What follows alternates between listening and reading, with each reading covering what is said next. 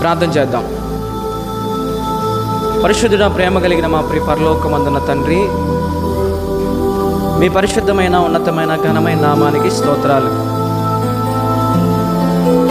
నీ కృపను బట్టి, నీ దయను బట్టి, నీ ప్రేమను బట్టి ఈ పునరుద్ధాన ఆదివారం ఆరాధన కార్యక్రమాన్ని నీ పిల్లలంగా మేము జరిగించుకోవడానికి మాకిచ్చిన ఈ గొప్పదైన అవకాశాన్ని బట్టి, అదృష్టాన్ని బట్టి మీకు స్తోత్రాలు చెల్లిస్తున్నా.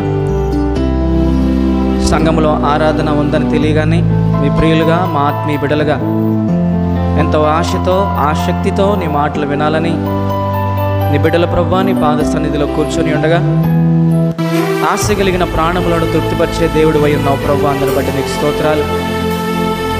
ఆశ కలిగిన మీ బిడ్డల ప్రాణాలు మీరు తృప్తిపరచండి. నీ బిడ్డలతో మీరు మాట్లాడండి ప్రభువా. నిలబడిన నేనైతే నిష్ప్రయోజకుడిని దాసుని, ఏ జ్ఞానము లేని వాడిని, మతిమరుపు మందబుద్ధి కలిగిన వాడిని ప్రభువా. నా జ్ఞానమును మరుగు చేసి నీ జ్ఞానముతో నింపి సమయోచితమైన సందర్భానుసారమైన మాటలు మీ బిడ్డలకు తెలియపరచుటకు మీరు నాలో వచ్చినటువంటి నీ పరిశుద్ధాత్మ నడిపింపు సహాయం నాకు దయచేసి వాక్చాతుర్యంతో కాక వాక్శక్తితో నీ బిడ్డలకు నీ మాటలు ఉపదేశించుటకు నాకు సహాయం చేయండి ప్రభువా. ఎదుటి వారికి బోధించుచున్న నేను బోధించి భ్రష్టునైపోకుండా బోధించిన నా బోధ ప్రకారంగా బ్రతికి అనేకులకు బోధించే కృప దయచేయండి. మీ ప్రియులుగా, మా ఆత్మీయ బిడ్డలుగా కేవలం నాయన 10 కొద్ది, 100 కొద్ది, 1000 కొద్ది ప్రసంగాలు విని విడిచిపెట్టి తమను తాము మోసపుచ్చుకునేవారుగా కాక వినిన వాక్య ప్రకారంగా ప్రవర్తించేటటువంటి ధన్యత మీ బిడ్డలకు దయచేయమని, విత్తబడిన ప్రతి మాట మంచి నేలన విత్తబడినటువంటి విత్తనముల వలె అవి మొక్కలై, మొలకలై, చెట్లై, మహావృక్షాలై తగిన కాలమందు ఫలమిచ్చేవి కనుటకు సహాయం చేయమని, విత్తబడిన ప్రతి మాట దుష్టుడు దొంగిలించుకుపోకుండా ప్రభువా తమ హృదయాల్లో ఈ మాటలు పదిలిపరుచుకొని ఆ మాటల ప్రకారంగా జీవించే కృపా ధన్యత మా అందరికీ మీరు దయచేయమని యేసు నామమున ఈ ప్రార్థన మీకు సమర్పించి అడిగి వేడుకొని ప్రార్థించుకొనుచున్నాము తండ్రి. ఆమేన్.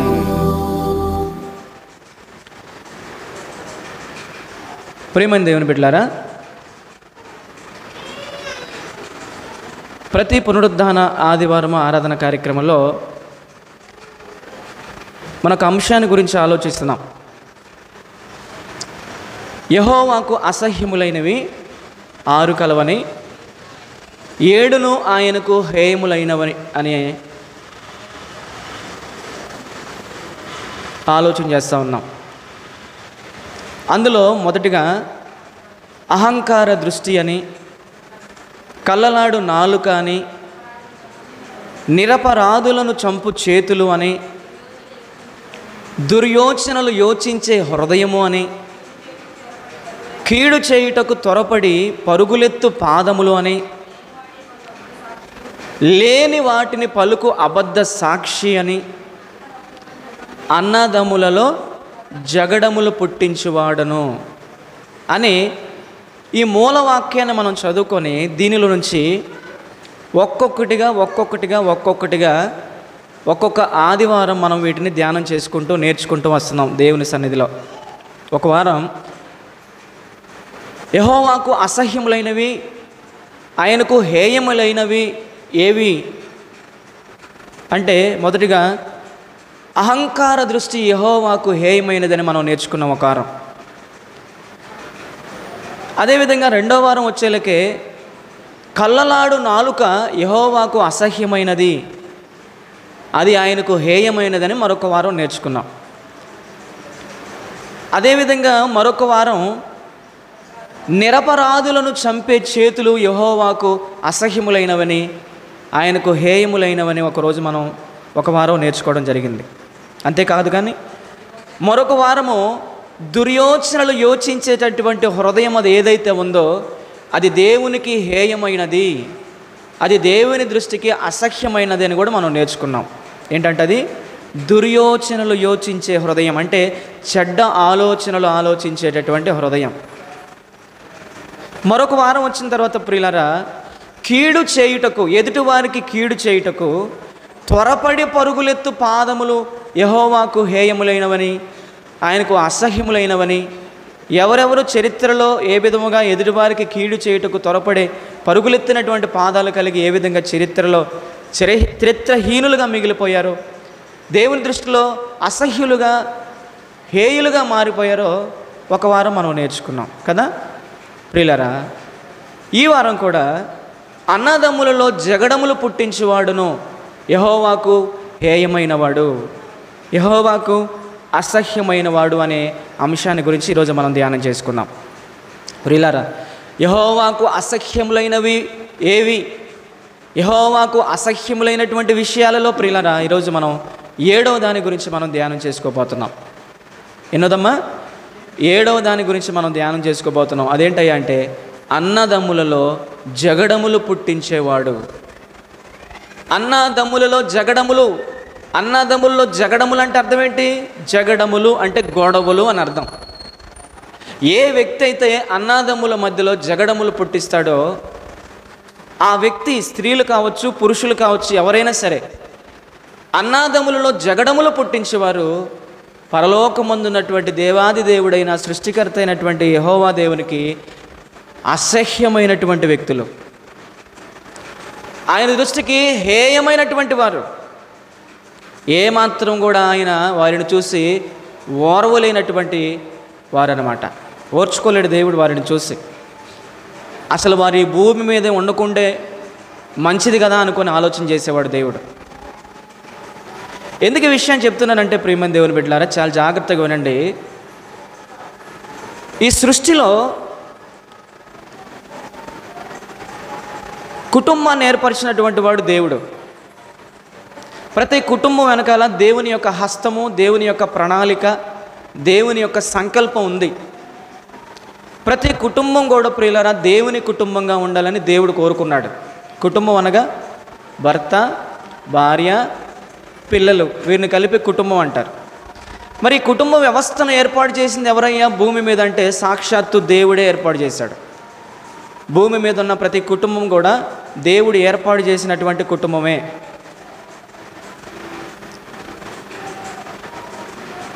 దేవుని కుటుంబాలు. మరి ఈ కుటుంబంలో ఉన్నటువంటి భర్త, భార్య, పిల్లలు, ఈ బంధాలను కూడా ఏర్పాటు చేసింది ఎవరు? ఈ బంధాలను, ఈ బాంధవ్యాలను, ఈ ప్రేమలను, ఈ అనురాగాలను, ఈ ఆప్యాయతలను, ఈ రక్త సంబంధాలను, ఈ బంధుత్వ బంధాలను ఏర్పాటు చేసింది ఎవరయ్యా అంటే దేవుడే. భర్త భార్యల బంధాన్ని ఏర్పాటు చేసిన వాడు దేవుడే. తల్లి బిడ్డల బంధాన్ని ఏర్పాటు చేసినవాడు దేవుడే. అన్నదమ్ముల బంధాన్ని ఏర్పాటు చేసినవాడు దేవుడే. అక్క చెల్లెమ్మల బంధాన్ని ఏర్పాటు చేసినవాడు దేవుడే. కుటుంబ వ్యవస్థను ఏర్పాటు చేసి ఆ కుటుంబ వ్యవస్థలో ప్రియులరా దేవుడు అక్కా చెల్లెమ్మల బంధాన్ని, అన్నతమ్ముళ్ళ బంధాన్ని, తల్లిదండ్రుల బంధాన్ని, రక్త సంబంధికుల బంధాలను ఏర్పాటు చేసినటువంటి వాడు దేవుడే.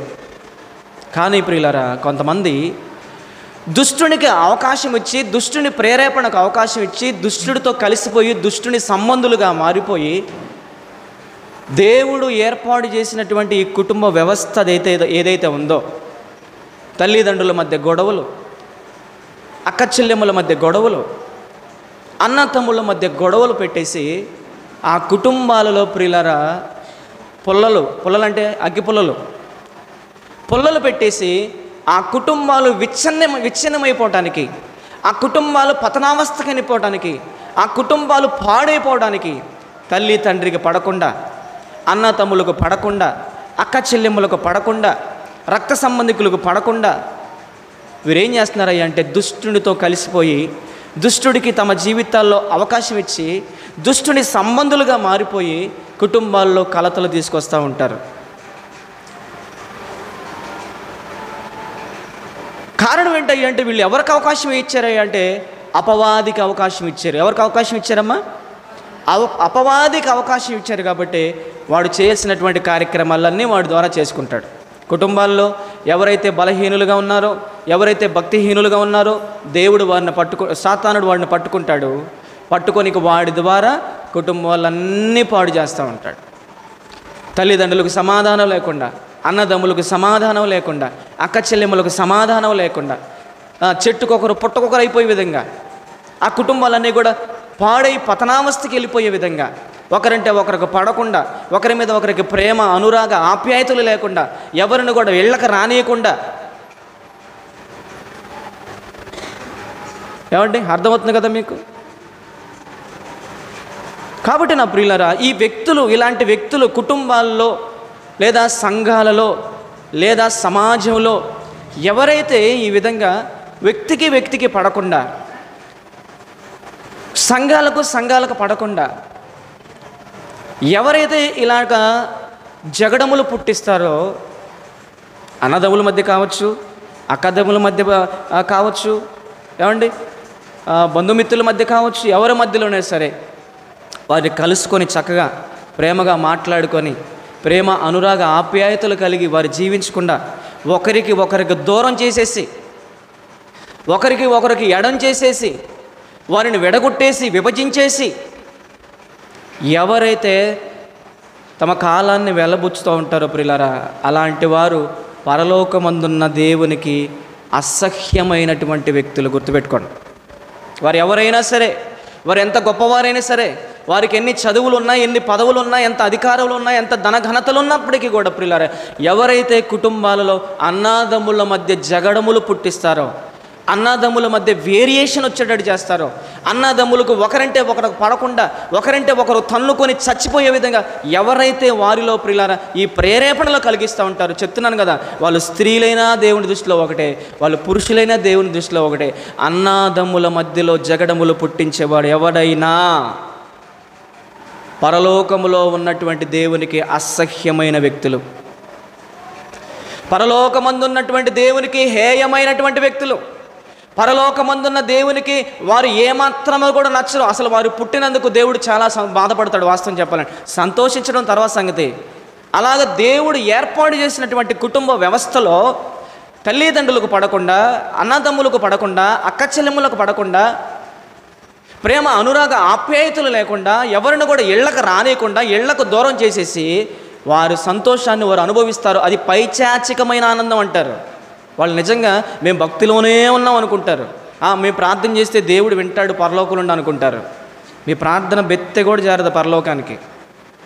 ఇదే ఆలోచన నువ్వు కలిగి ఉంటే అన్నదమ్ముల మధ్య నువ్వు జగడాలు పెట్టేవాడిగా, అక్క చెల్లెముల మధ్య గొడవలు పెట్టేవాడిగా, బంధుమిత్రుల మధ్య గొడవలు పెట్టేవాళ్ళుగా ఎవరైనా ఉంటారో చెప్తున్నాను కదా, నువ్వెంత ప్రార్థన చేసినా దేవుడు చెవుల్లో కూడా పోతుంది. దేవుడు ఏర్పాటు చేసినటువంటి కుటుంబ వ్యవస్థను పాడు చేస్తున్నావు. అన్నదమ్ముల బంధం, ఏమండి ఒక విషయం చెప్పనా, ఒక తల్లి గర్భములో నుండి వచ్చిన వాళ్ళండి అన్నతమ్ముళ్ళు అంటే. అన్నతమ్ముళ్ళు అంటే ఎవరు? ఒక తల్లి రక్తాన్ని పంచుకొని, ఒక తల్లి పేగు బంధాన్ని పంచుకొని పుట్టినటువంటి వారు అన్నదమ్ముళ్ళు అంటే. ఆ అన్నదమ్ములని నువ్వు విడగొడుతున్నావంటే, ఆ అన్నదమ్ముల మధ్యలో నేను చిచ్చులు పెడుతున్నావంటే, ఆ అన్నదమ్ముల మధ్యలో విభజించేస్తున్నావంటే నువ్వెందుకు వెళ్ళావు? నువ్వెందుకు మాట్లాడావు? ఏం మాట్లాడావు? నువ్వు అక్కడికి వెళ్ళావంటే ఇంతే, నీకు నాకు కట్టు, నేను మా ఇంటికి వెళ్ళిపోతా. ఇలాంటి మాటలు మాట్లాడేవారు భవిష్యత్తులో ఉండకూడదని దేవుడి మాటలు ఇచ్చాడు. మీకు ఒక విషయం చెప్పనా, యెహోవాకు అసహ్యములైనవి, యెహోవాకు హేయములైనవి అన్నదమ్ములలో జగడములు పుట్టించువాడు అన్నాడంటే దేవుడు. ఆయన ఈ మాట అన్నాడు అంటే మాత్రం తప్పనిసరిగా అన్నదమ్ముల మధ్యలో జగడాలు పుట్టించేవాళ్ళు ఉంటారనే దేవుడి మాట అన్నాడు. మీరు చెప్పండి, మీరు న్యాయం చెప్పండి. ఒకవేళ నేను ఏదో లేనిపోయి కల్పించుకొని చెప్తున్నాను అనుకుంటే ఇది బైబిల్లో దేవుడు రాసేవాడు కాదు. అవునా కదమ్మా? చదవండి, ఆ మాట చదవండి. సామెతల గ్రంథము 6వ అధ్యాయము 19వ వచనం.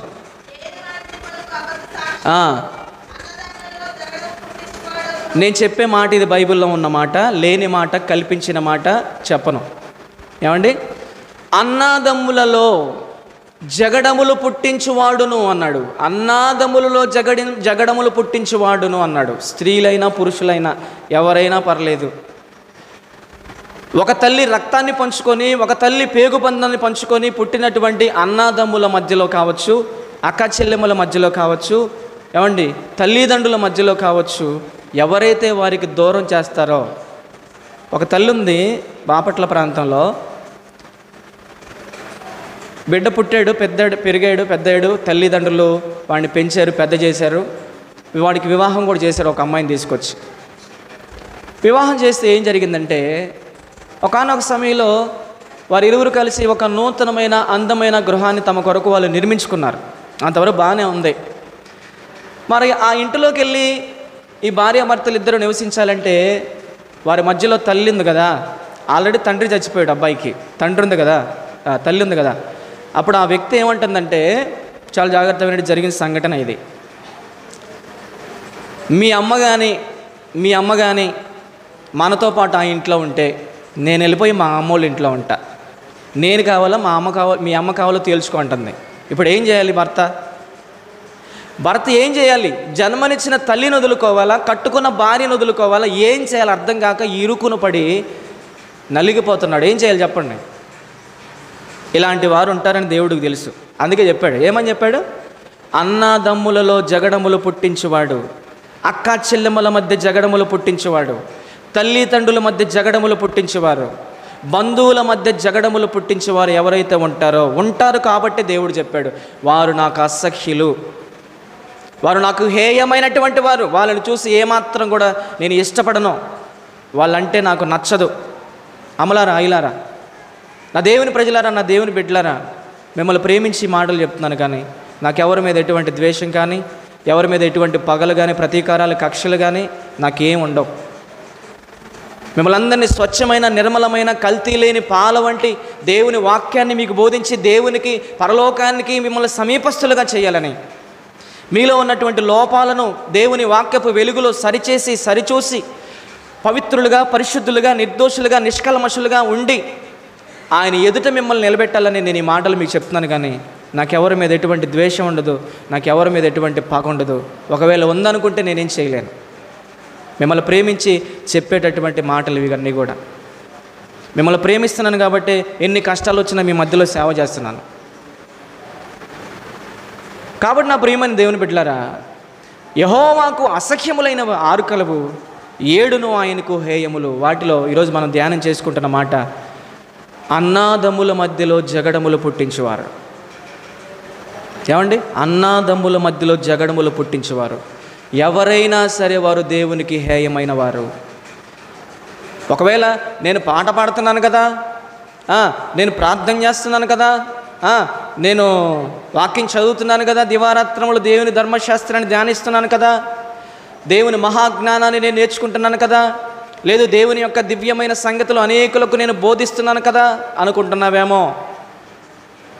ఈ బ్యాడ్ హ్యాబిట్, ఈ లక్షణం అనేది నీలో ఉంటే మాత్రం చెప్తున్నాను కదా, దేవుని దృష్టిలో అసహ్యుడివే, అసహ్యురాలువే.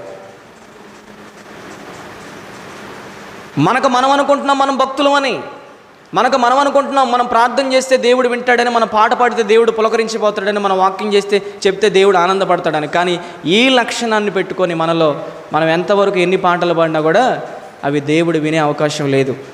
ఉందంటారమ్మా? ఉందంటారా? దేవుని వాక్యాన్ని ఉపదేశించాలన్నా, దేవుని గురించిన పాట పాడాలన్నా, దేవునికి మనం ప్రార్థన చేయాలన్నా ముందుగా మన హృదయం పవిత్రంగా ఉండాలి. పవిత్రమైన హృదయములో నుండి రావాలి ప్రార్థన, పవిత్రమైన హృదయములో నుండి రావాలి పాట, పవిత్రమైన హృదయములో నుండి రావాలి దేవుని మాట. హృదయం అంతా కల్మషంతో నిండుకొని, కపటంతో నిండుకొని, వేషధారణతో నిండుకొని, అసూయతో నిండుకొని, పగలతో నిండుకొని, ప్రతీకారాలతో నిండుకొని, కక్షలతో దిండుకొని, అన్నదమ్ముల మధ్య జగడములు పుట్టించే ఆ బ్యాడ్ హ్యాబిట్ అనేది మనసులో పెట్టుకొని నువ్వెన్ని చేసినా సరే నిష్ప్రయోజనం.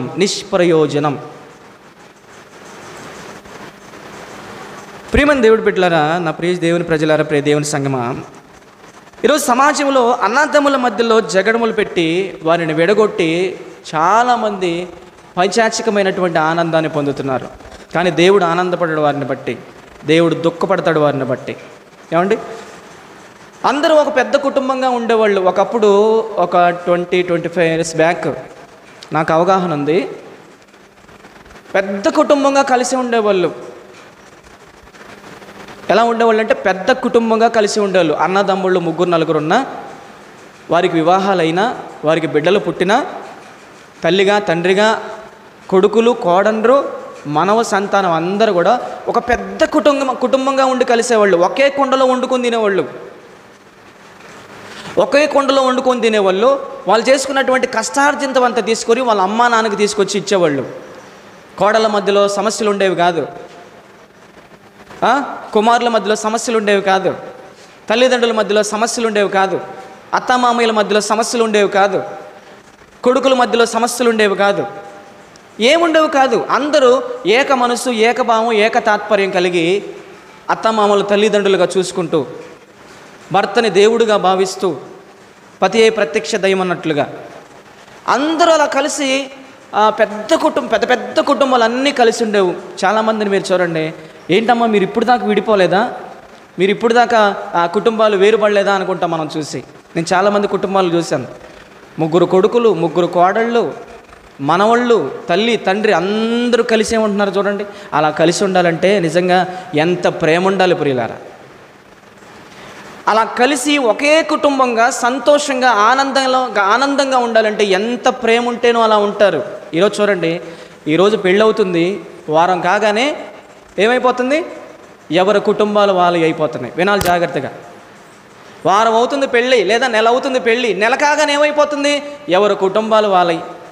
భర్త భార్య వెళ్ళిపోవటమే, ఇక తల్లి లేదు తండ్రి లేదు. పెంచి పెద్ద చేసి ప్రయోజకులను చేసి చదివించి వారికి వివాహం చేసి ఒక వింటోని చేసినప్పటికి కూడా తల్లిని తండ్రిని మర్చిపోయి వెళ్ళిపోవడం, వేరు కుటుంబం పెట్టుకోవడం, ఇక తల్లిని తండ్రిని మర్చిపోవటం. ఏమండి, కలిసి ఉండలేకపోతున్నారు ఈ రోజుల్లో, కుటుంబాలుగా కలిసి ఉండలేకపోతున్నారు. కారణం ఏంటో చెప్పనా? దుష్టునికి అవకాశం ఇచ్చినటువంటి వ్యక్తుల వల్ల. భక్తిహీనులైనటువంటి వారిని సాతానుడు ప్రేరేపించి వారిని లోపరుచుకొని వారి ద్వారా ఏం చేస్తున్నాడు అంటే, అందరూ కలిసి ప్రేమగా కుటుంబాన్ని గడుపుకుంటున్నటువంటి పరిస్థితుల్లో ఒకరికి ఒకరు కాకుండా చేసేసి, ఎవరిని కూడా ఇంటిలో నిలవనేకుండా చేసేసి, ఎవరిని ఇళ్లల్లో కాళ్ళు మోపకుండా చేసేసి, అది ఎవరి లక్షణం చెప్పండి?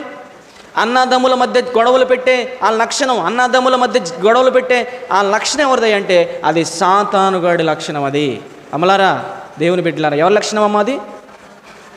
దేవుని బిడ్డలైతే గొడవలు పెడతారా? దేవుని బిడ్డలైతే గొడవలు పడతారా? దేవుని ప్రేమ ఉన్నవాడు గొడవలు పెడతాడా? గొడవలు పడతాడా? పడరు.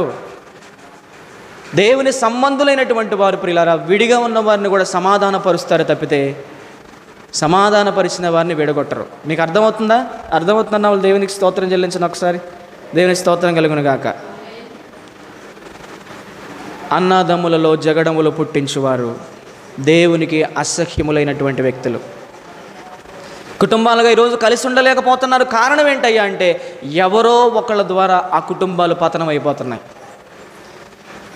ఏదో ఒక బలహీనుడి వల్ల, ఏదో ఒక బలహీనరాల వల్ల ఆ కుటుంబాలన్నీ విచ్ఛిన్నమైపోతున్నాయి. దేవుని కుటుంబాలు పాడైపోతున్నాయి. కుటుంబాల్లో సమాధానం ఉండట్లా, కుటుంబాల్లో శాంతి ఉండట్లా, కుటుంబాల్లో నెమ్మది ఉండట్లా, కుటుంబాల్లో ఐక్యత ఉండట్లా. ప్రేమలు చచ్చిపోయినాయి. అన్నదమ్ముల మధ్యలో ప్రేమలు చచ్చిపోయినాయి, అక్క చెల్లెమ్మల మధ్యలో ప్రేమలు చచ్చిపోయినాయి, స్నేహితుల మధ్యలో ప్రేమలు చచ్చిపోయినాయి. ఏమండి, బంధువుల మిత్రుల మధ్య ప్రేమలు చచ్చిపోయినాయి, రక్త సంబంధికుల మధ్య కూడా ప్రేమలు చచ్చిపోయినాయి. కారణం ఏంటంటే స్వార్థం. నేను బాగుంటే చాలు, నా భర్త బాగుంటే చాలు, నా పిల్లలు బాగుంటే చాలు, నా కుటుంబం బాగుంటే చాలు, ఎవడు ఏమైతే నాకేంటని ప్రియులారా ఈరోజు స్వార్థ స్వలాభ స్వప్రయోజనాలతో ప్రియులారా అన్నదమ్ముల మధ్య గొడవలు పెట్టేవాళ్ళు ఉన్నారు కుటుంబాల్లో, అక్క చెల్లెమ్మల మధ్య గొడవలు పెట్టేవాళ్ళు ఉన్నారు కుటుంబాల్లో, సంఘాలలో గొడవలు పెట్టేవాళ్ళు ఉన్నారు, సమాజంలో గొడవలు పెట్టేవాళ్ళు ఉన్నారు. వీళ్ళందరూ ఎవరయ్యా అంటే దేవుని దృష్టికి అసహ్యమైనటువంటి వ్యక్తులు. ఏమండి, ఎవరమ్మా వీళ్ళందరూ? ఎవరయ్యా అంటే దేవుని దృష్టిలో అసహ్యులు, దేవునికి నచ్చని వారు. నిజంగా ఈరోజు మీరు ఎంత మంచి మాటలు వింటున్నారో మీకు తెలుసా? ఒకవేళ ఈ మాటలు మీకు డైరెక్ట్గా మీ గురించే మాట్లాడినట్టు ఉండొచ్చాము, కానీ దేవుడు మాట్లాడితే ఇలానే ఉంటుంది. గట్టిగా క్లాప్స్ కొట్టి దేవుని స్తోత్రం చెల్లిద్దాం. దేవుడు మాట్లాడితే ఇలానే ఉంటుంది, డైరెక్ట్గా మాట్లాడతాడు దేవుడు. ఆ రోజు పేతురు గారు పరిశుద్ధాత్మ చేత నిలవబడి దేవుని వాక్యాన్ని ఉపదేశిస్తుంటే ఆనాడు ఉన్నటువంటి యూదులు, ఇశ్రాయేలు యొక్క హృదయాలన్నీ కూడా దేవుని వాక్యం అనేటటువంటి ఖడ్గము ద్వారా పొడవబడినాయి అంట. అప్పుడు అన్నారు, అయ్యలారా మేమేం చేయాలని అప్పుడు అడిగారు. దేవుని వాక్యం వినబడుతున్నప్పుడు అది మన హృదయాలకు గుచ్చుకుపోవాలి, అది మన హృదయాలను తాకాలి, అది మనతోనే మాట్లాడినట్టుగా ఉండాలి, మన లోపాన్ని ఎత్తి చూపాలి దేవుని వాక్యం. అది నిజమైనటువంటి దేవుని వాక్యం అంటే. మన లోపాలను మనం సరిచేయకుండా, మన పాపాన్ని మనం ఒప్పుకోలేనటువంటి ఆ బోధలు ఎందుకు చెప్పండి? ఒక మనిషి పాపాన్ని ఒప్పింపచేసే బోధలు అవసరం లేదు సంఘంలో. ఒక మనిషి తన తప్పును తాను తెలుసుకోలేనటువంటి బోధలు అవసరం లేదు సంఘంలో. ఒక మనిషి తాను పాపినని గ్రహించాలి, ఆ పాపాన్ని పశ్చాత్తాపంతో ఒప్పుకొని దేవుని సన్నిధిలో విడిచిపెట్టేటటువంటి బోధలు చేయాలి సంఘంలో. కాబట్టి నా ప్రియమైన దేవుని బిడ్డలారా, యేసుక్రీస్తు వారు బోధించినటువంటి బోధలు ఎలాంటివో తెలుసా? మోమాటము లేని బోధలు చేశాడు ఆయన. ఆయన అన్నారు, ఏమన్నారు తెలుసా? ఇతడు మోమాటము లేని బోధకుడు అన్నాడు యేసుక్రీస్తు గురించి. తన మన తారతమ్యం ఉండదు ఆయనకి. ఎవరైనా ఒకటే, తప్పు చేసిన వాళ్ళని తప్పు చేసామని చెప్తాడు. అయ్యో వేషధారులారా, శాస్త్రులారా, పరిసయ్యులారా, సద్దుకయ్యులారా, మీరు సున్నము కొట్టినా, ఏమన్నాడు? మీరు సున్నము కొట్టిన సమాధులు, పైకి శృంగారంగా కనబడతారు, తెల్లగా చల్లగా మంచు పర్వతాల్లో ఉంటాయి సమాధులు, లోపల ఎలా ఉంటాయి? కుళ్ళుతోనూ దోపుతోనూ అజితేంద్రియంతోనూ ఉంటాయి. మీ బ్రతుకులు కూడా అలానే ఉన్నాయి అన్నాడు యేసుప్రభుని. అందుకే వారు చంపాలనుకున్నారు. అంటే నిజం చెప్పినట్టు చంపాలనుకున్నారు. చూడండి, ఈరోజు నిజం చెప్తే ఎవరైనా నమ్మరు, అబద్ధాలు చెప్పే వల్ల నమ్ముతారు సమాజం. ఉన్నది ఉన్నట్టుగా కొండలు బద్దలు కొట్టి ఇది కాదమ్మా, ఇదిగో ఇది కాదు ఇది అని చెప్తే ఎవ్వరూ నమ్మరు, వారిని గౌరవించరు, వారిని సన్మానించరు, వారికి లోబడరు, వారిని ప్రేమించరు కూడా. మాయ మాటలు చెప్పి మసిపూసి మామిడికాయ చేసి మనుషుల్ని మభ్యపెట్టి తీయటి మాటలు చెప్పి నరకానికి ఈడ్చుకెళ్తారు చూసారా? ఆ మాటలు మాత్రం చక్కగా వింటారు. అందుకని అంచె దినముల్లో, అపాయకరమైన కాలముల్లో మనుష్యులు ఆరోగ్యకరమైన బోధకు చెవునేక దురద చెవులు కలవారై కల్పనా కథల వైపు తిరుగు కాలము చెప్పండి వచ్చి ఉన్నది. కల్పనా కథలు చెబితే వింటారు కానీ గద్దించి, ఖండించి, బుద్ధి చెప్పి, హెచ్చరించి ఒక మంచి మార్గంలో నడిపించే బోధలు ఎవ్వరు ఇష్టపడరు. మీరు ఇష్టపడతారా? మేము ఇష్టపడతామన్న వాళ్ళు చేయి చూపిండి, ఏమనుకోకుండా. దయచేసి గద్దించి, ఖండించి, బుద్ధి చెప్పి, మా లోపాన్ని ఎత్తి చూపించి, మమ్మల్ని సరిచేసి, మమ్మల్ని పరలోకానికి దేవుడికి దగ్గర చేసే మాటలు, మాకు ఇలాంటి మాటలు కావాలయ్యా అని వాళ్ళు ఎవరైనా ఉంటే చేయి చూపిండి, చేయి చూపిండి. మీకు కూడా అవసరం లేదు. ఎందుకు చెప్పనా? ఆల్రెడీ 2000 సంవత్సరాల క్రితం యేసుక్రీస్తు చెప్పాడు ఏమని? మనుషులు దురద చెవులు గలవారై ఆరోగ్యకరమైన బోధకు చెవునివ్వక కల్పనా కథల వైపుకు తిరుగు కాలమే. కథ చెప్పాను అనుకోండి, చాలా చక్కగా వింటారు. ఇంటికి వెళ్ళి మీరు కథ అదే చెబుతాడు, అబ్బో ఈరోజు మా పాస్టర్ గారు ఏం కథ చెప్పాడని. వాక్యం చెప్పండి వెళ్ళి, ఒక్క మొక్క గుర్తుండదు. కథలు గుర్తుంటాయి మనకి, కథలు కాదు. కథలు చెప్పడానికి నేను పాస్టర్ నవ్వలే ఇక్కడ. దేవుడిచ్చిన ఈ గొప్పదైన ఈ అవకాశాన్ని నేను పాడు చేసుకోవడానికి ఇక్కడ లేని ప్రియులారా. అమ్మ వింటున్నారా? ఇది నాకు ఒక బంగారు అవకాశంగా ఉపయోగించుకుంటాను. ఇదే నా చివరి దినం అనుకుని వాక్యం చెప్తా. అందుకే నా బోధ ఎలా ఉంటుందో చెప్పనా? కఠినంగా ఉంటుంది నా బోధ. నా బ్రతుకు కూడా అలానే ఉంటుంది. ఇదే నా చివరి దినమేమో, ఒకవేళ నేను ఈ బోధ చేసిన తర్వాత చచ్చిపోతానేమో అని నేను ఉన్నది ఉన్నట్లుగా చెప్తా. ఏమన్నా అనుకునే తర్వాత సంగతి. మీరు కూడా ఎలా వినాలో చెప్పనా? వాక్యం మీరు కూడా ఎలా వినాలో చెప్పనా? ఒకవేళ ఈ బోధ తర్వాత నేను చచ్చిపోతానేమో అన్నట్టుగా మీరు వినాలి. అలా వినేవాళ్ళు ఉన్నారా? అలా బోధించేవాళ్ళు ఉన్నారా? ఎవరు స్వార్థాలు వాళ్ళవి అయిపోయినాయి. కాబట్టి ప్రియులారా, యెహోవాకు అసహ్యములైనవి 6 కలవు, 7 ఆయనకు హేయములు. ఇదిగో ప్రియులారా, అన్నదమ్ములలో జగడములు పుట్టించేవారు వాళ్ళు ఎవరైతే ఉన్నారో వారు యెహోవాకు అసహ్యములైనటువంటి వారు, వారు యెహోవాకు నచ్చినటువంటి వారు. ప్రియులారా, ఒక పచ్చని కాపురములో చిచ్చు పెట్టేటటువంటి వారు వీళ్ళు. వారు కాపురంలో మంటలు మండుతూ ఉంటే వారు విడిపోయి, విభజించబడి, సమాధానం లేకుండా, శాంతి లేకుండా, నెమ్మది లేకుండా, అన్నదమ్ముల మధ్య ప్రేమలు చల్లారిపోయినటువంటి పరిస్థితుల్లో ఉంటే వీళ్ళు ఏం చేస్తారంటే చక్కగా మంటలో చక్కగా చికెన్ పీసులు, లెగ్ పీసులు వేసుకొని కాల్చుకొని తింటా ఆనందపడతా ఉంటారు. నిన్ను చూసి దేవుడు ఆనందపడడు, నన్ను చూసి దేవుడు ఆనందపడడు. మనల్ని చూసి దేవుడు ఆనందపడాలంటే విడిపోయినటువంటి అన్నదమ్ములను సమాధానపరచాలి, విడిపోయిన అక్క చెల్లెమ్మలను సమాధానపరచాలి, విడిపోయినటువంటి రక్త సంబంధికులను సమాధానపరచాలి. అప్పుడు నిన్ను చూసి, నన్ను చూసి దేవుడు సంతోషపడతాడు. దేవునికి స్తోత్రం కలుగును గాక.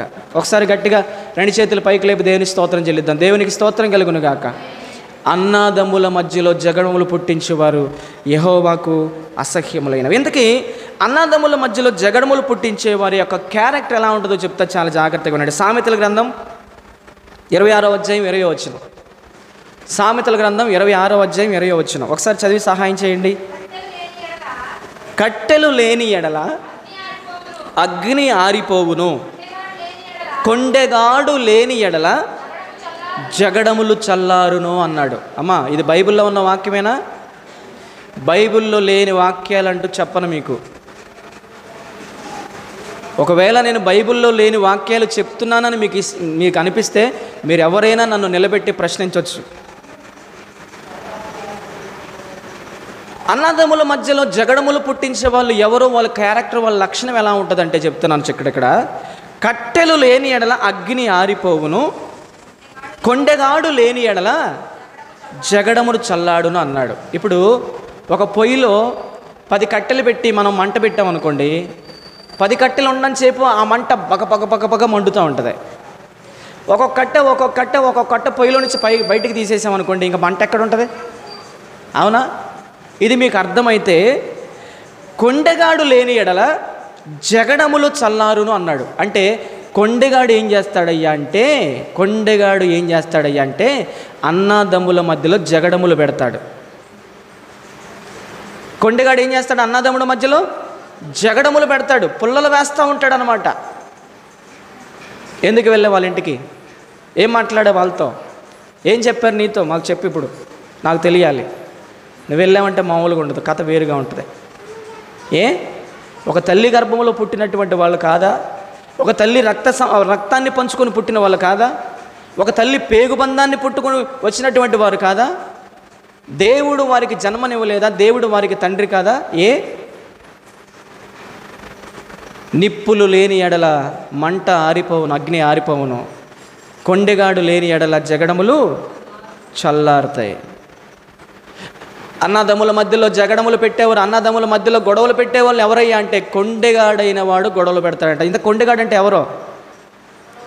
కొండెగాడు అంటే ఎవరు చెప్పండి అమ్మా,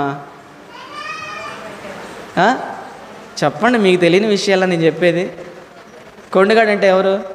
ఇక్కడ మాటలు అక్కడ, అక్కడ మాటలు ఇక్కడ, లేని మాటలు ఉన్నట్టుగా, ఉన్న మాటలు లేనట్టుగా అబద్ధ సాక్ష్యాలు పలకటం కొండెగాళ్ళు అంటారు వీరిని. కొండెగాడే ఇంటింటికి తిరగొద్దంటాడు ఒక చోట నిర్గమకాండంలో. మీరు పాట కూడా పాడతారు కదమ్మా. ఏం పాట అది? ఆ ఇంటి సంగతులన్నీ ఈ ఇంటికి మోసావమ్మ, పొరుగింటి విషయాలన్నీ చాటింపు వేసావమ్మ, అక్కడ మాటలు ఇక్కడ చెప్పి మంచిని చెడుగా తిప్పి, అక్కడ మాటలు ఇక్కడ చెప్పి మంచిని చెడుగా చిప్పి, కొండాలు చెయ్యవద్దమ్మా, జగడాలు పెట్టకు పెద్దమ్మ అంట. జగడాలు, గొడవలు, అన్నదమ్ముల మధ్య గొడవలు, అక్కచెల్లెముల మధ్య గొడవలు.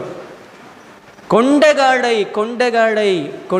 ఏం చేస్తాడయ్యా అంటే కొండెగాడయి జగడములు పుట్టిస్తాడు. కొండెగాలు లేని ఎడలు ఏమవుతుంది? గొడవలు చల్లారుతాయి అన్నాడు. కాబట్టి ఎవరైతే కొండెగాళ్ళుగా ఉంటారో వాళ్ళు ఇళ్లల్లో గొడవలు పెడతారు, వాళ్ళు అన్నదమ్ముల మధ్యలో గొడవలు పెడతా ఉంటారన్నమాట. ఆ కొండెగాళ్ళు అంటే దేవుడికి ఇష్టం లేదు. మరొక రిఫరెన్స్ చదువుదామా? అదే సామెతల గ్రంథం 10వ అధ్యాయం 28వ వాక్యం. సామెతల గ్రంథం 10వ అధ్యాయం 28వ వాక్యంలో ఈ విధంగా రాయబడింది: మూర్ఖుడు కలహము పుట్టించును, కొండెగాడు మిత్రభేదము చేయును అంటాడు అక్కడ. అంతేనా? 10:28.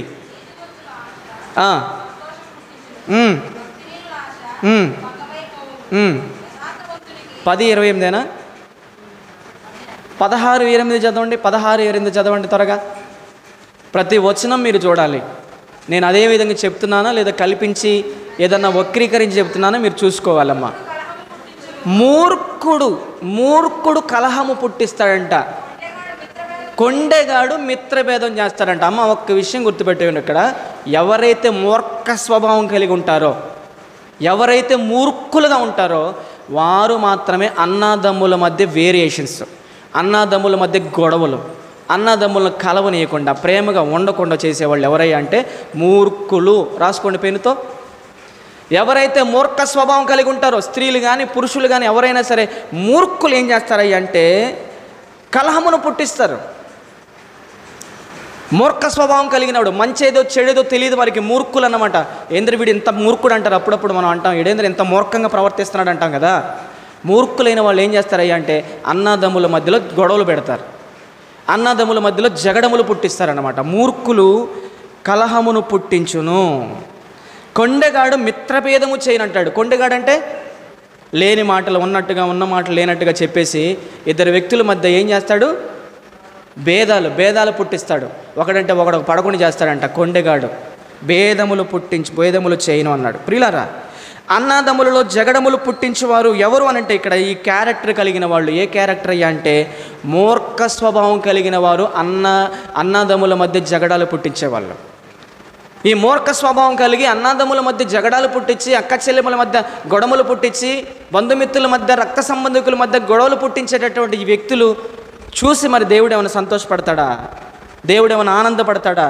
దేవుడు ఏమైనా పరలోకంలో పులకరించిపోతాడా? దేవదూతలతో కలిసి పండుగ చేసుకుంటాడా? అసహ్యించుకుంటాడు చూసి. చల్లగానైనా ఉచ్చగానే నులివెచ్చగా ఉన్నావు కాబట్టి నేను నా నోట నీ మీద ఉమ్మివేయ ఉద్దేశించుచున్నాను అన్నాడంటే నలి రోడ్లో నిలబెట్టి అవమానపరుస్తా నిన్ను అని అర్థం. ఇదే మూర్ఖత కలిగి, ఇదే జగడగుండిగా ఉండి, ఇదే కొండిగాడుగా ఉండి అన్నదమ్ముల మధ్యలో నువ్వు గొడవలు పెడితే, అక్క చెల్లెమ్మల మధ్య గొడవలు పెట్టి ఒకరినొకరు కాకుండా చేసి నీ ఆనందాన్ని నువ్వు అనుభవించావనుకో, దేవుడు ఒకటే అంటున్నాడు, నా నోట నీ మీద వేయకుండా చూసుకో అంటున్నాడు దేవుడు. వేయకుండా చూసుకో అంటున్నాడు. నేను అనట్లేదు, ప్రకటన గ్రంథంలో ఉందా మాట? ఉందా? తెలుసు మనకు తెలిసే మనం పాటించాం. మనకు తెలియదేముందమ్మా? రోబో చదివినట్టుగా ఆది కాండం నుంచి ప్రకటన గ్రంథం వరకు అన్నీ తిరిగేస్తాం మనం, కానీ పాటించాం కదా? పాటించేవాడే పరలోకానికి వెళ్తాడు. దేవుని స్తోత్రం కలుగును గాక. గట్టి చెప్పాలి, దేవుని స్తోత్రం కలుగును గాక. పాటించేవాడికే పరలోకం. ఇప్పుడు ఇన్ని బోధలు చేశాను కదా, నా జీవితంలో నేను పాటించకపోతే నేను నరకానికి వెళ్ళిపోతా. బోధకులమైన మనము మరీ కఠినమైన తీర్పు ఉందని ఎరిగి బోధించుదాము. మీకు ఒక తీర్పే, మాకు కొట్టుడు, చితక్కొట్టుడు, చావు కొట్టుడు అన్నమాట. మిమ్మును బట్టియే కదరా నా నామం అన్ని జనుల మధ్యలో దూషణ పాలైపోతుంది అంటాడు. ఎవరిని బట్టి? బోధించే బోధకులను బట్టి. అబద్ధాలు ఆడొద్దని చెప్పి నువ్వు అబద్ధాలు ఆడతావా? దొంగిలింపొద్దని చెప్పి దొంగిలిస్తావా? వ్యభిచరించొద్దని చెప్పి వ్యభిచరిస్తావా? అన్నదమ్ముల మధ్యలో జగడములు పుట్టించకూడదని చెప్పి నువ్వు పుట్టిస్తావా? నిన్ను బట్టి కదరా నలుగురు నా నామాన్ని అవమానపరుస్తుంది అంటాడు దేవుడు. రోమపత్రికలో ఉంది కదా మాట. మనల బట్టే, బోధకులమైన మనల బట్టే దేవుని నామం అన్ని జనుల మధ్య దూషణ పాలైపోతుంది. కారణం ఏంటంటే మనం బోధిస్తున్నాం కానీ బ్రతకట్లేదు. ఎదుటివారికి చెప్పడానికి నీతులోనే అనుకుంటారు చాలామంది. మన దగ్గరికి వచ్చేలాగా జీరో, పాటించడం లేదు. అర్థమవుతుందా? ప్రియమైన దేవుని బిడ్డలారా, మూర్ఖుడు కలహము పుట్టించును, కొండెగాడు మిత్రభేదము చేయును అంటున్నాడు. మూర్ఖుడినంట్ల రోట్లో వేసి దంచినా కూడా అంట వాడు మూర్ఖత పోదంటాడు. సామెతలో ఉందా మాట. మూర్ఖుడిని ఒక రోట్లో వేసి రోకలు తీసుకొని, మేము చిన్నపిల్లలప్పుడు పొలానికి వెళ్ళి ఒడ్లు తెచ్చుకొని ఆ రోజు దంచుకొని వాటిని రైస్ చేసుకొని తినేవాళ్ళు వండుకొని, అలా గింజల్లాగా రోట్లు వేసి వాడి దంచిన రోకలితో వాడికి ఏముండదంట? మార్పు అనేది ఉంటాడు పడుకుతాం. మూర్ఖుడిని రోట్లు వేసి దంచినా వాడికి ఏముండదు? మార్పు ఉండదంట. మనం ఎంత దంచి కొట్టినా కూడా ఎవరికి మార్పు రాదు, ఎందుకంటే వాడు మూర్ఖుడు కదా.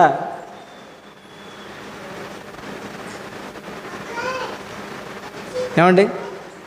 కొండగాడు మిత్రభేదము చేయును అన్నాడు. కాబట్టి ప్రియులారా, అందరూ కలిసి బ్రతకడం అనేది దేవుని ప్రణాళిక. అందరూ కలిసి ఉండకూడదు అనుకునేది ఇది సాతానుడు ప్రణాళిక. అందరూ కలిసి కుటుంబంగా ఉండడం అనేది దేవుడి ప్రణాళిక అయితే, ఎవ్వరు కలిసి ఉండకూడదు, అందరూ విడిపోవాలనుకునేది ఎవడి ప్రణాళిక అది? ఒకవేళ సాతానుడు మన హృదయంలో జ్వరపడ్డాడేమో, అపవాదికి చోటు ఇయ్యకుడి, అపవాదిని ఎదురించడి వాడప్పుడు మీ వద్ద నుంచి పారిపోతాడని బైబిల్ గ్రంథంలో రాయింది. ఒకవేళ అపవాదికి చోటిచ్చి ఇలాగ అన్నదమ్ముల మధ్యలో జగడాలు పుట్టించేవాడి భక్తిహీనతలో మనం ఉన్నామేమో, భక్తులుగా ఉన్నట్టుగానే భక్తిహీనతలో ఉన్నామేమో పరిశీలన చేసుకుందాం. ఈ మాట ఈ వారానికి చివరి మాట. ఇక ఈ వాక్యాలన్నీ మనం వచ్చేవారి నుంచి మనం మాట్లాడుకోం. వచ్చేవారి నుంచి వేరే సబ్జెక్ట్ మాట్లాడుకుంటాం మనం. యెహోవాకు అసఖ్యములైనవి 6 కలవు, 7 ఆయనకు హేయములు. అహంకార దృష్టి యెహోవాకు హేయమైనది, కలలాడు నాలుక యెహోవాకు హేయమైనది, నిరపరాధులను చంపే చేతులు యెహోవాకు హేయమైనవి, దుర్యోచనలు యోచించే హృదయం అది యెహోవాకు హేయమైనది, లేని వాటిని పలుకు అబద్ధ సాక్షి యెహోవాకు హేయమైనవాడు, అన్నదమ్ముల్లో జగడములు పుట్టించేవాడు యెహోవాకు హేయమైనవాడు. ఈ వారంతో 7వ మాట ముగించబడబోతుంది. రేపు వారం నుంచి కొత్త మాటలు మనం నేర్చుకుంటాం. అమ్మా, ఒకవేళ మనలో దేవునికి హేయమైన ఈ లక్షణాలు ఉన్నాయేమో, దేవుడు అసహించుకునే ఈ లక్షణాలు మనలో ఉన్నాయేమో, ఈ మాటలు వినగానే ఒకవేళ ఈ మాటలు నీతోనే మాట్లాడితే మోకరిల్లు దేవుని సన్నిధిలో ఒప్పుకొని విడిచిపెట్టేసే. అతిక్రమాలు దాచిపెట్టువాడు వర్ధిల్లడు, వాటిని ఒప్పుకొని విడిచిపెట్టువాడు దేవుని కనికరాన్ని పొందుకుంటాడు. ఇంత దేవుడు స్వచ్ఛంగా చెప్తున్నా కూడా ఇంకా సరి చేసుకోలేనటువంటి మనసు మనకుంటే ప్రియులారా, మనం నరకానికి పోయేటటువంటి అవకాశం ఉంది. కీర్తన 50:20 50వ సంకీర్తన 20 ఒకసారి చదివి సహాయం చేయండి.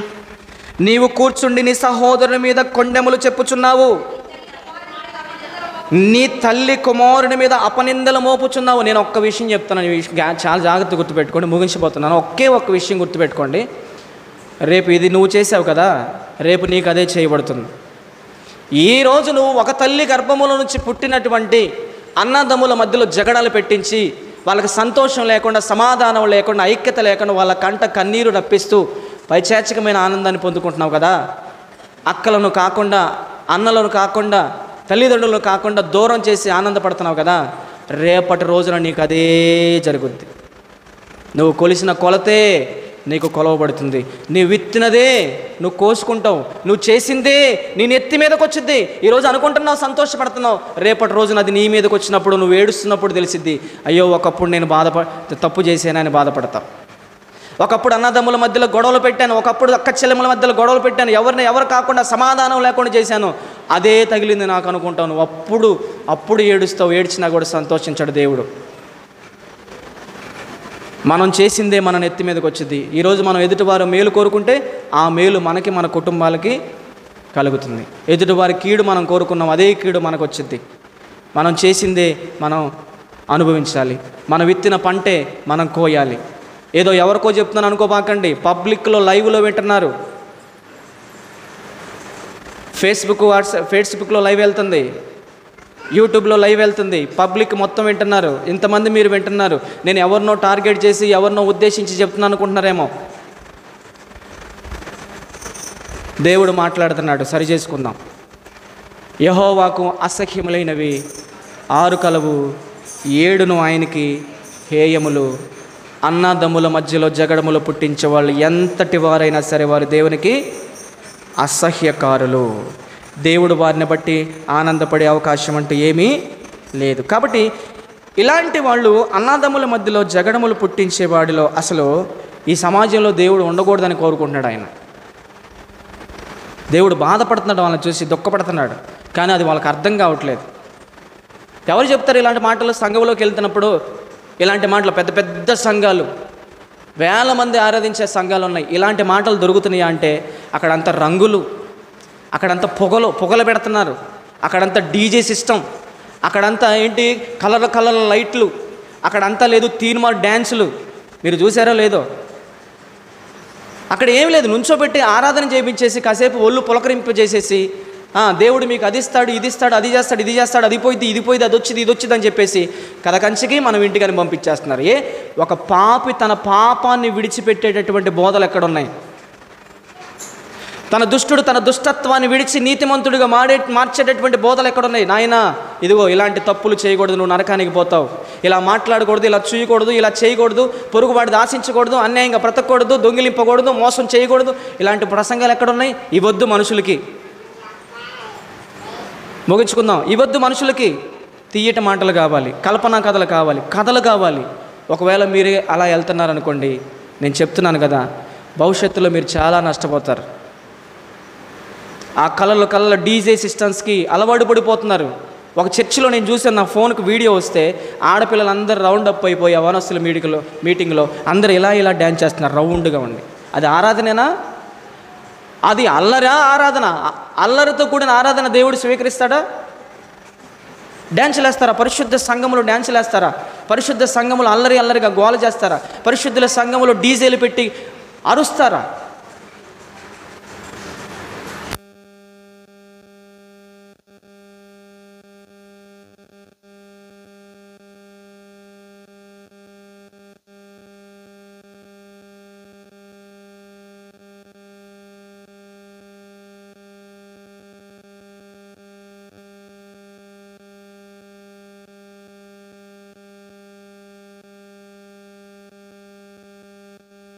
కాపరిని ఒక సరైనటువంటి సంఘ నాయకత్వంలో మీరు కొనసాగండి.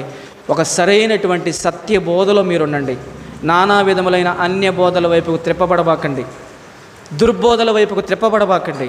ఏది ఆరోగ్యకరమైన బోధనో, ఏది అనారోగ్యాన్ని కలిగించే బోధనో, ఏది పరలోకానికి చేర్చే బోధో, ఏది నరకానికి ఈడ్చుకెళ్లే బోధో, ఏది మనల్ని సరిచేసే బోధో, ఏది దేవునిలో మనల్ని నిలబెట్టే బోధో, ఏది మనల్ని పరలోక రాజ్యానికి చేసే బోధో మీరే నిర్ణయించుకోండి. మీరు నన్ను అపార్థం చేసుకున్నా పర్లేదు. మీరు నాకు నా రక్త సంబంధికులుగా, నేను మిమ్మల్ని ప్రేమించేవాడిగా మీకు ఈ మాటలు కఠినంగా చెబుతున్నాను. ఎవడు ఇలా చెప్పడు. వాడు జేబు నిండితే చాలు, వాడు పబ్బం గడిపితే చాలు, ఎవడెలా పోతే ఏంటి అనుకుంటారు చాలామంది. నాకు అవసరం లేదు. మీ ధనం వద్దు, మీ ధాన్యం వద్దు, మీ వెండొద్దు, మీ బంగారాలు వద్దు. మీరందరూ దేవుళ్ళో చక్కగా ఆధ్యాత్మికంగా, భక్తిగా, ప్రేమగా మీరందరూ దేవుని కుమార్తెలుగా, కుమారులుగా ఆయన ఉన్న పరలోక రాజ్యానికి చేరుకోవాలని మనస్ఫూర్తిగా కోరుకుంటూ నా మాటలు ముగిస్తున్నాను. తల వంచండి, కళ్ళు మూసుకోండి, ప్రార్థన చేద్దాం.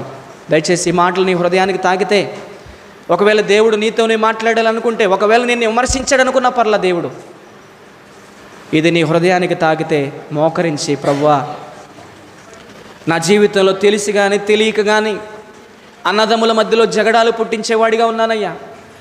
అన్నదమ్ముల మధ్యలో, అక్క చెల్లెముల మధ్యలో జగడాలు పుట్టించేవాడిగా ఉన్నానయ్యా. బంధుమిత్రుల మధ్యలో జగడములు పుట్టించే దానిగా ఉన్నాను ప్రభువా.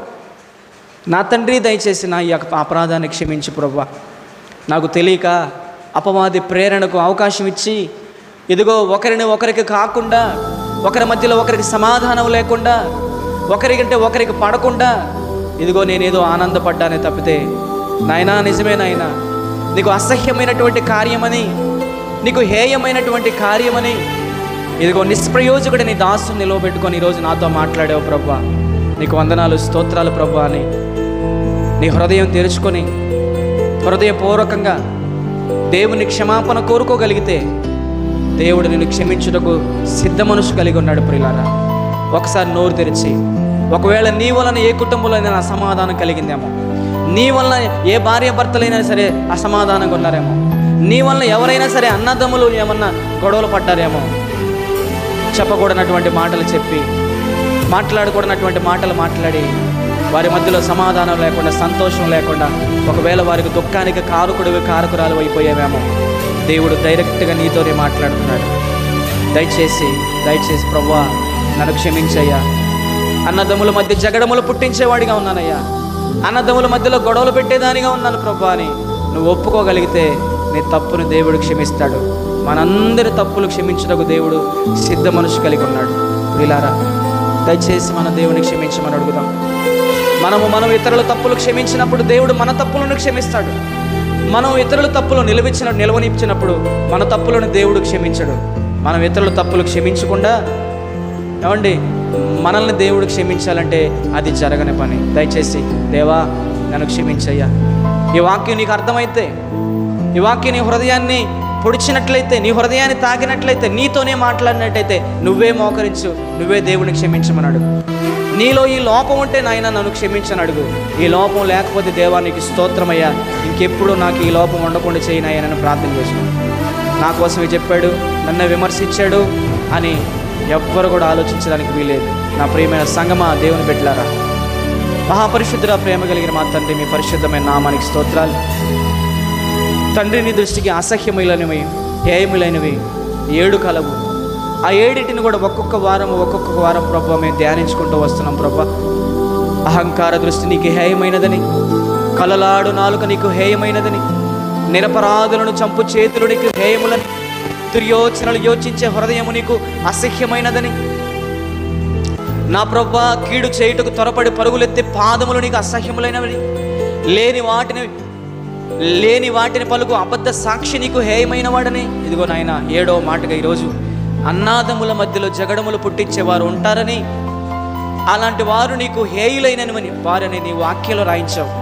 ఏదో ఒక రోజున మేము అది చదువుకోవాల్సిందే, ఏదో ఒక రోజున ఆ మాటను మేము ధ్యానం చేసుకోవాల్సిందే. ఈరోజు మాకు అవకాశాన్ని ఇచ్చారు ప్రభా. నా తండ్రి, అలాంటి వారముగా మేము ఉన్నాం తండ్రి. దయచేసి మమ్మల్ని క్షమించండి. అన్నదమ్ముల మధ్యలో, అక్కతమ్ముల మధ్యలో, నా ప్రభువా నా దేవ, అక్క చెల్లెముల మధ్యలో, నా తండ్రి, బంధుమిత్రుల మధ్యలో, రక్త సంబంధికుల మధ్యలో అపవాది ప్రేరణకు అవకాశం ఇచ్చి దుష్టుని సంబంధులుగా మారిపోయి దుష్టుడి కార్యక్రమాలకు లోబడి ఇలాంటి కార్యక్రమాలు నాయన మా జీవితంలో మేము చేస్తున్నాం ప్రభా. దయచేసి మమ్మల్ని క్షమించండి, మమ్మల్ని మన్నించమని క్రీస్తు ప్రభు రక్తములో మమ్మల్ని కడిగి పవిత్రపరిచి పరిశుద్ధపరచమని, మా జీవితంలో మరొక్క అవకాశం దయచేయమని, విన్న ప్రతి మాట మీ బిడ్డల జీవితంలో ఫలము తీసుకొచ్చేదిగా, నీ బిడ్డలు ఆలోచింపజేసేదిగా, నీ బిడ్డలు తమ లోపాలను దిద్దుకొని నీకు పరలోకానికి సమీపస్తులయ్యే విధంగా, నీకు ఇష్టలుగా, నీవు మెచ్చుకున్నదగిన యోగ్యులుగా మారే కృప దయచేయమని యేసు నామమున ఈ ప్రార్థన మీకు సమర్పించి అడిగి వేడుకొని ప్రార్థించుకొనుచున్నాము తండ్రి. ఆమేన్. అందరూ లేచి నిలబడదాం. అందరూ లేచి నిలబడి పరిశుద్ధుల అక్కల కొలదైన కానుకలు సమర్పించుకుందాం.